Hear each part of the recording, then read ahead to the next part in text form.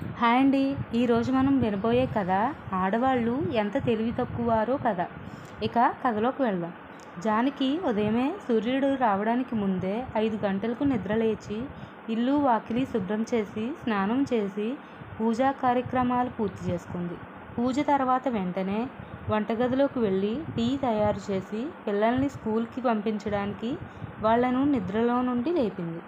తయారు చేసిన టీని భర్తకి అత్తమామలకు ఇచ్చి వచ్చి పిల్లలను స్కూల్కి రెడీ చేసింది. వారికి వేడివేడి ఇడ్లీ చేసి ఇచ్చింది.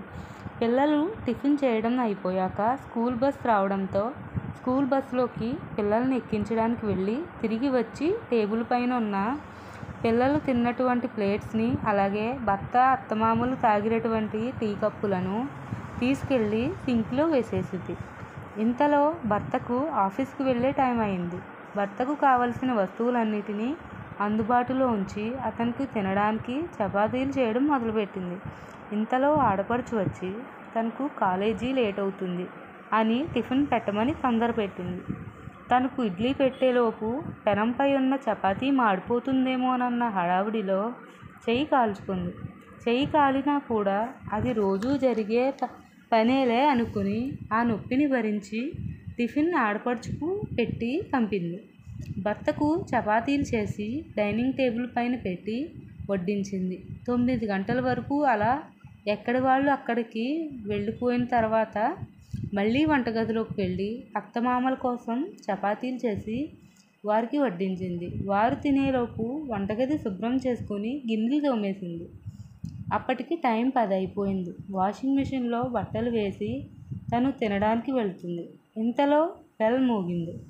ఎవరా అని చూస్తే తన పెద్ద ఆడపడుచు పిల్లలతో సహా ఇంటికి వచ్చింది.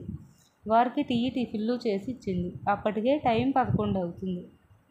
ఇంకా పిల్లలకి మధ్యాహ్నం భోజనం తయారు చేయాలని వంటింట్లోకి వెళ్తూ ఉండగా నీ ఆడపడుచుకి మంచి రుచికరమైన భోజనం వండు అని అత్తగారు పిలుపు. దాంతో ఆడపడుచుకి స్పెషల్గా వంటలు చేసింది.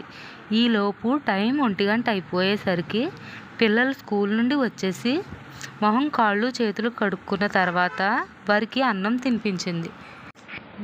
తర్వాత కొద్దిసేపటికి కాలేజీ నుండి చిన్న ఆడపడుచు మరిది వచ్చేశారు.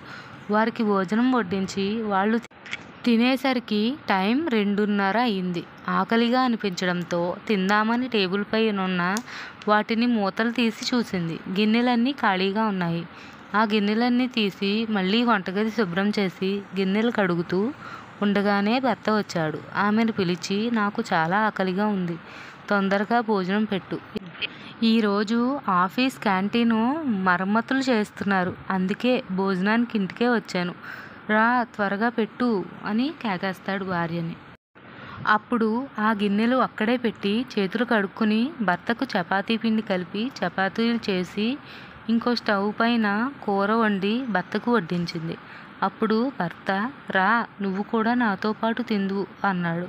ఆమె ఆశ్చర్యంగా చూసింది. పొద్దున్న నుండి ఏమీ తినకపోవడంతో భర్తతో పాటు తినడానికి కూర్చుంది. భర్త ప్రేమతో ఒక ముద్ద తినిపించగానే కళ్ళల్లో నుండి నీళ్లు తిరిగాయి. అప్పుడు భర్త ఏమైంది, ఎందుకు ఏడుస్తున్నావు అని అడిగాడు. అప్పుడు ఆమె మనసులో ఇలా అనుకుంది, ఆయనకేం తెలుసు, అత్తగారింట్లో ఇంత పని చేసిన తర్వాత కూడా అందరూ ఇంట్లో ఊరికినే తిని కూర్చుంటున్నావు కదా ఏ పని లేకుండా అన్నప్పుడు తెలుస్తుంది ఆ బాధ ఏంటో అనుకుని భర్తకు ఏమీ లేదు అని చెప్పింది. అప్పుడు భర్త మనసులో ఈ ఆడవాళ్ళు ఎంత తెలివి తక్కువ వాళ్ళు, చిన్న చిన్న ఆనందాలకి ఏడుస్తారు, కానీ ఆ కన్నీరు బయటపడకుండా నవ్వు వెనక దాచేస్తారు.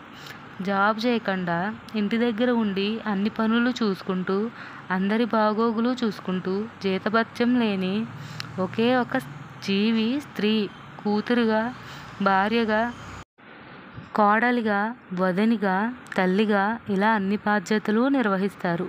అందుకే వాళ్ళకి సహకరించి ఆడవాళ్లను గౌరవించాలి అనుకుంటాడు. ఇక కథ సమాప్తం. ఈ కథ మీకు నచ్చితే కనుక లైక్ చేయండి, సబ్స్క్రైబ్ చేయండి. Thanks for watching.